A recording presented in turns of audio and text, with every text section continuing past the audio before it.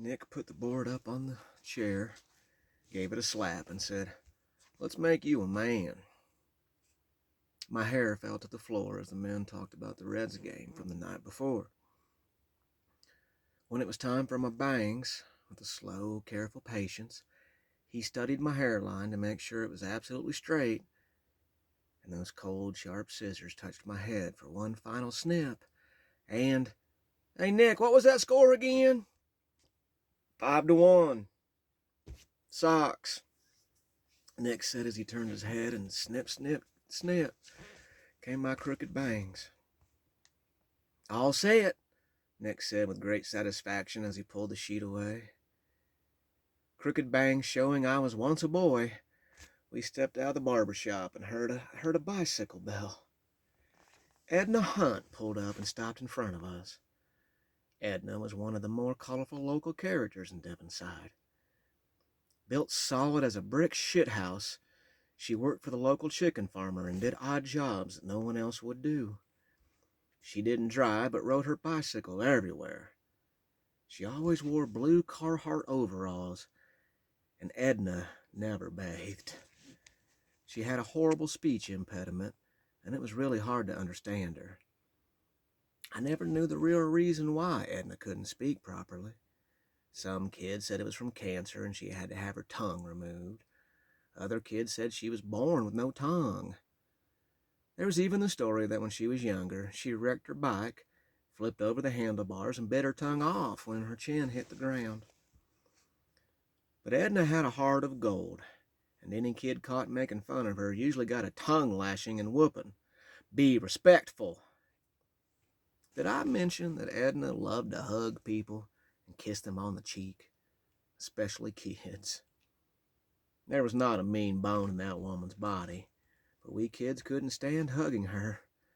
A mix of body odor, chicken manure, and urine, she would come up to us with those muscular arms spread wide and squeeze us. Our faces buried in her overalls, we tried to hold our breath and not say anything. And then she would plant a toothless, tongueless kiss on your cheek. The ordeal was horrible and something we just had to suffer through as kids. Edna saw me standing next to Pop, opened her arms wide, and said, "I'm back. You give me a kiss in the hug." Translation, welcome back. You give me a kiss and a hug. Remembering I had been the stinky kid, I held my breath and hugged Edna back real tight. The hug lasted a lifetime, and the smell was just as horrible as I remembered. But I kept on hugging. My first rite of passage back to Devonside. A stinky hug from Edna Hunt. Pop chuckled as she hopped back on her bike and waved goodbye. "Now we need to fatten you up," he said, looking at me. "I can see your damn rib cage, for titty fuck's sake." Pop really liked to cuss. That's where I get it from. Now the general store was across the street and down the sidewalk from the barber shop. It was so close I could have thrown a baseball and hit the building. But we got in the car, and Pop backed up onto Main Street, and with a snail's pace he turned around, and 5 minutes later we were parked in front of the store. As we shopped, I was greeted with more hugs and welcome backs. In my head, I was living a Disney movie where the magical orphan child made his way through the horrible woods and monsters and saved the day and was greeted with safety and stinky open arms and wonderful cheesy Disney songs. I loved every minute of it. We filled the grocery cart. Admittedly, a lot of it was junk food. 2 cases of Mountain Dew. We loved our Mountain Dew. Hamburger Helper, hot dogs, Doritos, and frozen pizzas. Bacon, hamburger. But it was still our own food, and it was better than anything I had eaten in a long time. We rolled up to the checkout, and there was one of those tall metal racks that held various paperback books. I don't know if they still have those in stores, but it's just a tower, and it spun and it weeble wobbled because the books were so heavy.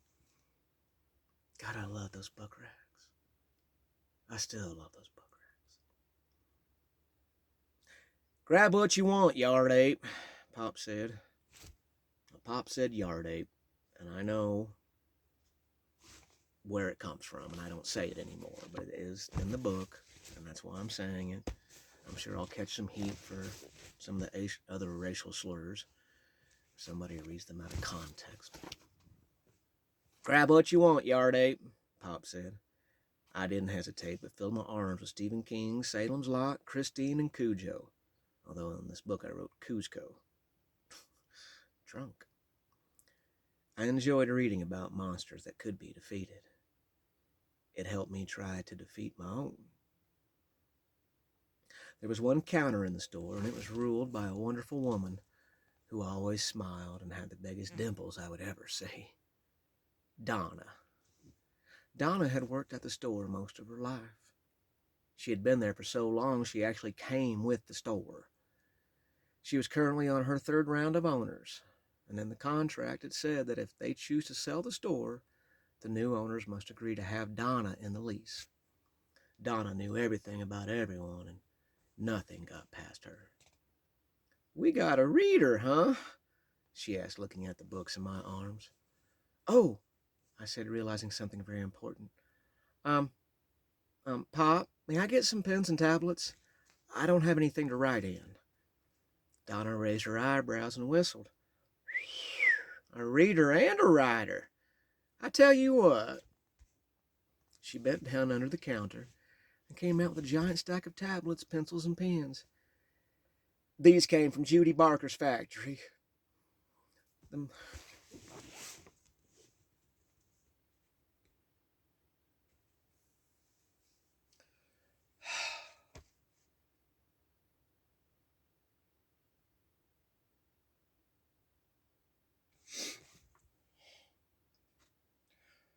Almost out of coffee, too.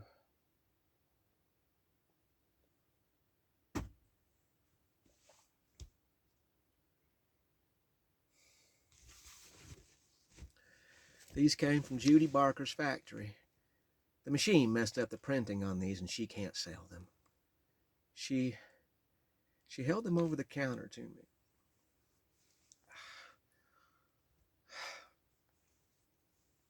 Was going to give them to my grandkids, but they can wait. There will be more mistakes. There always are." The tablets had Garfield the cat on them, but only half of Garfield made it onto the tablet. The pencils were odd, unusual colors and letters that you couldn't read. The Garfield folders were the other half of Garfield seemed to land. I loved them. I told her thank you and said I would give her my first story I wrote in them. "Hey, Tank," I heard Pop say as he shuffled down the counter to a tiny, frail old woman sitting where you would normally bag the groceries. She was smoking a cigarette in one of those old, long black holders. She had her legs crossed and one elbow leaning on her leg as she smoked. She greeted Pop with a warm hello and then looked me up and down. "I was wondering when I'd finally get to meet you," she said, taking a big puff on the cigarette. She coughed a small cough, then exhaled. "I'm Tinker. I live across the street from you and your papaw." Tinker spent her days sitting with Donna. Life was discussed, weighed out, and measured by those two. Each customer that left received a narration of things going on in their life, and she was just as much a fixture of the store as Donna. "Nice to meet you," I said. She took a long drag from the cigarette, coughed, and smiled. "Going to be a writer, are you?" she asked as smoke drifted from her lips. "Yes, ma'am," I replied. I felt strong, heavy hands on my shoulders, and for a split second I flashed back to life with Mom, and I wanted to run. I looked up to see a man with brown, balding hair, Coke bottle glasses, and a big, warm smile. "Then we need to encourage that as much as possible," the man said and shook my hand. "I'm Jim. That is my wife, the other Donna." I shook his hand as a very slender and beautiful woman with gorgeous lips walked up to us. She gave me a hug and she smelled like vanilla, garlic, and various wonderful exotic spices, which was surprising in Devon's side in Indiana.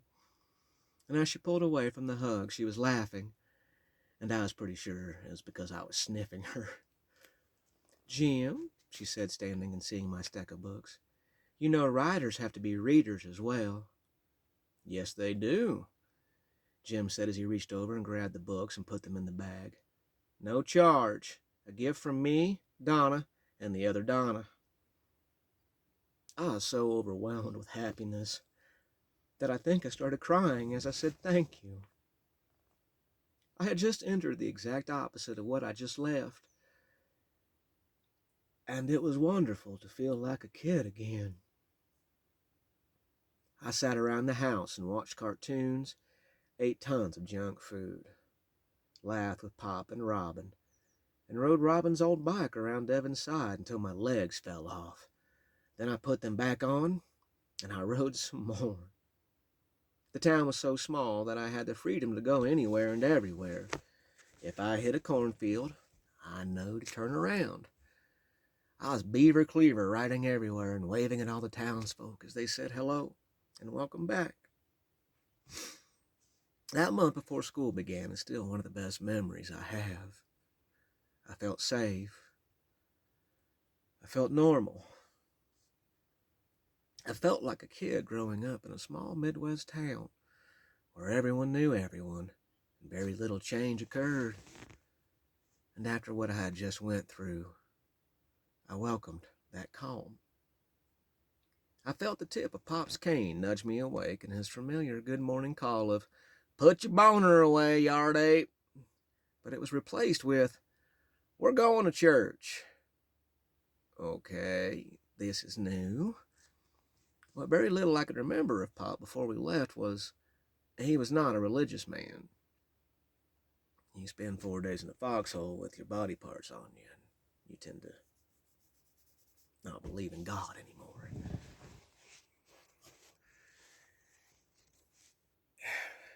If he was religious, he didn't smack you over the head with it. So him wanting to go to church seemed very, very out of character.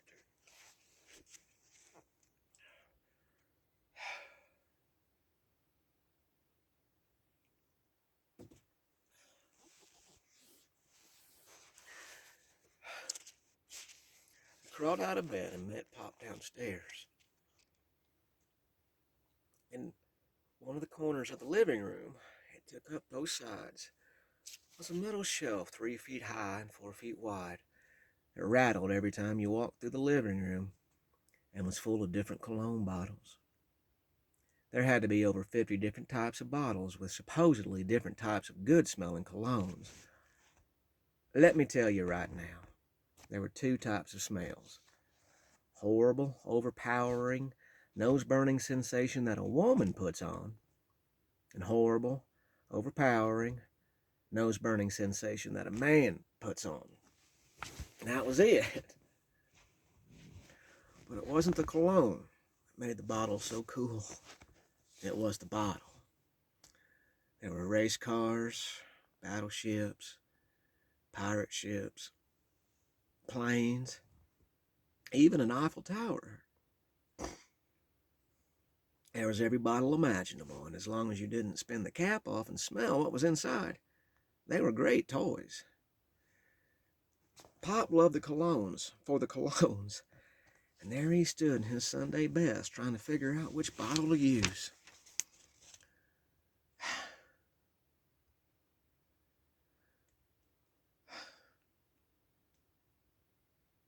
"Which Sunday you think, yard ape? Which one? Pirate ship? Race car? What?" Before I could answer, he said, "Ah, steam train. Perfect." What? He grabbed a steam engine with this, spun the cap off with his teeth, gave it one of those, spit the bottle on the ground, tipped a huge amount into his hand and onto the floor, put the bottle down, and then smeared his entire face with the cologne with a refreshing gasp and clunk, clunk, just all over the place. could feel my eyes and nose begin to burn. Found some clothes for you. Move your pecker. Get dressed. We're going to be late. Come on. I thought that the suit I had picked out to steal from church in New Orleans was bad. Great googly moogly, that suit was a three-piece compared to the outfit Pop had for me. He had found an old pair of ship-brown, wrinkly cowboy boots that were too small for me, and he had tried to polish them. And all he could find for polish was some Armor All you used on your car. So the boots had this white, crusty paste stuck in the cracks.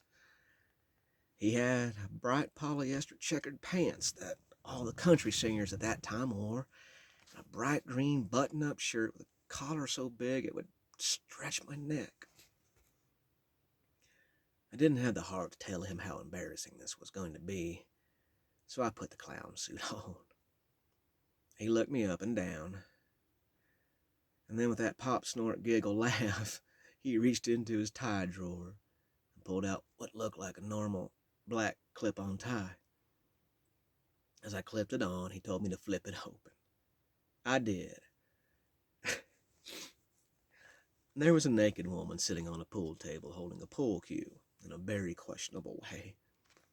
I closed the tie, and Redface looked up at him with a very nervous smile. Now that right there is a good Sunday outfit, he said with pride. We got in the car, and speedometer bounced, snail-crept our way to church. Moses parted the Red Sea again before we finally made it. And soon I was back in church, surrounded by snickers and giggles of surprise at my outfit from other kids. However, I do believe the adults were just as surprised to see Pop, because he was getting as many stares and snickers as I was. There would be a glance our way, then another look, and some sort of, "Why, Carvin, is that you?" Or, "Good to see you, Carvin." Church began, and at the best of times I had trouble sitting still, let alone in church, in a church suit made by Dr. Seuss and Lord Scratchy Scratchy Scratch. I was sweating like crazy, and just when I thought it couldn't get any worse, I heard a loud snore come from Pop. I looked over to see him asleep with his eyes open and his head on his chin. The more he relaxed, the louder he snored. Then there was a loud fart. Pop was really relaxed. I had no idea what to do, and I just kept staring at the floor, hoping it would end soon. Like a gift from above, the music started for all of us to sing, and they passed around the plate for donations.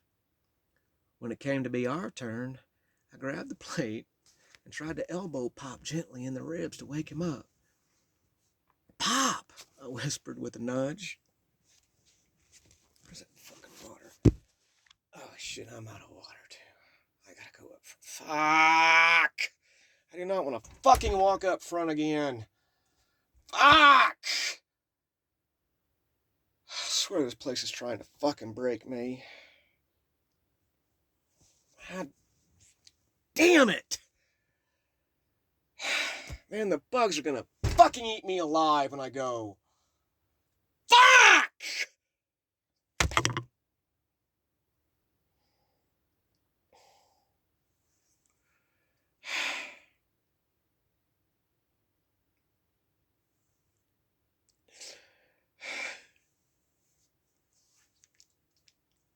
Ah!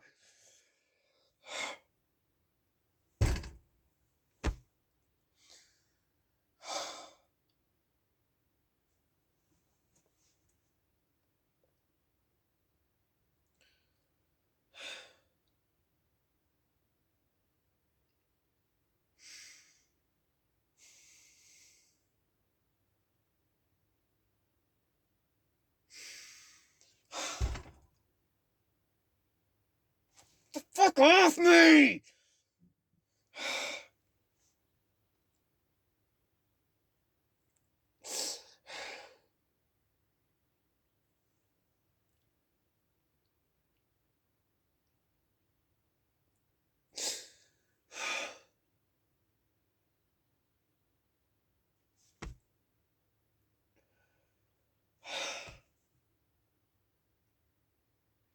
This was stupid. This isn't gonna fix anything. Ever. I'm fucked.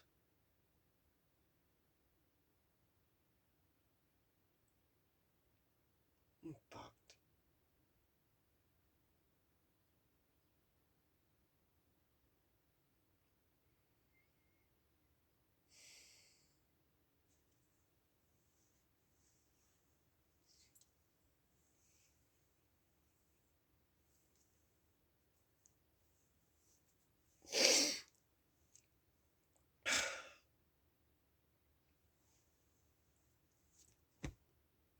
Oh, look.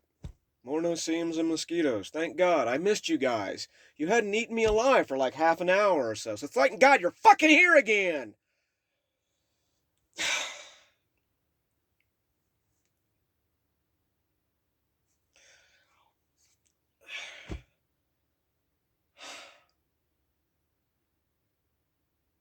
There's really no point to doing this stuff.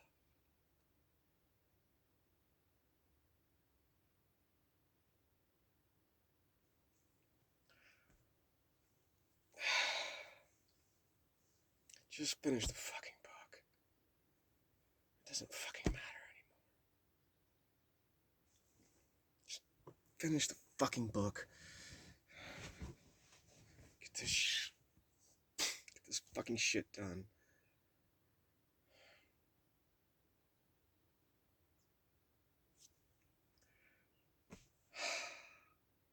And there's gonna be no relief in fucking sight for these bugs or anything at all. They're gonna fucking eat me alive. And there's nothing I can fucking do about it. Not a single fucking thing. No, Dana, we'll come out and help you. We're there for you. Whatever.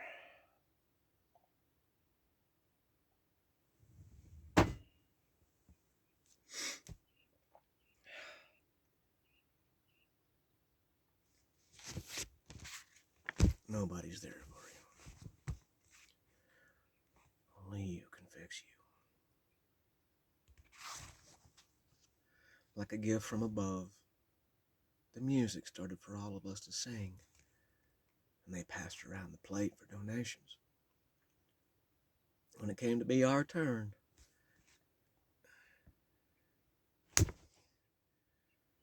killed one of you. When it came to be our turn, I grabbed the plate and tried to elbow Pop gently in the ribs to wake him up. Pop! I whispered with a nudge. More snoring. The church sang their hymn as Pop snored, farted, and I kept elbowing him in the ribs until I finally gave him a hard jab and a teeth-grinding Pop! Oh, fuck a chicken! What are we doing? I'll see your bet and raise you 20. Pop screamed as he woke up with a snort. Saying you could hear a pin drop was an understatement. Goddamn bugs. Even the angel of that church and all his holiness grew silent for one brief moment as fuck a chicken, fuck a chicken, fuck a chicken echoed through everyone's head, the pews and the rafters. Suddenly someone chuckled. Someone else shook their head. And soon that was followed by other head shakes and a joined-in whispering laugh of, "Oh, Carvin." I just looked around with wide eyes of horror and then up at the preacher for some sort of help. The man smiled and with a soft voice said, "Welcome, Carvin. It has been a long time. Glad to see you again. We haven't had that colorful of chorus in quite some time." There was a sigh of relief as the tension left the room, and the music began again, and we all started singing. That was the last time Pop went to church, and that was my first week back in Devon's side. I was back home, safe, and life with my crazy grandfather was about to get very interesting. I should be reading that with more happiness and enthusiasm. I just woke up this morning. I can't do it. All of those fears and nightmares and everything coming back. Get the fuck off me! God! Ah!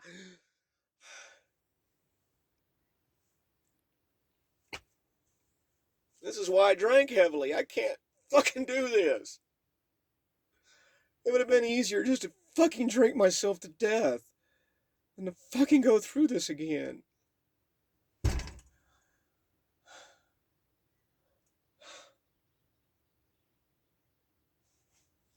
Next chapter.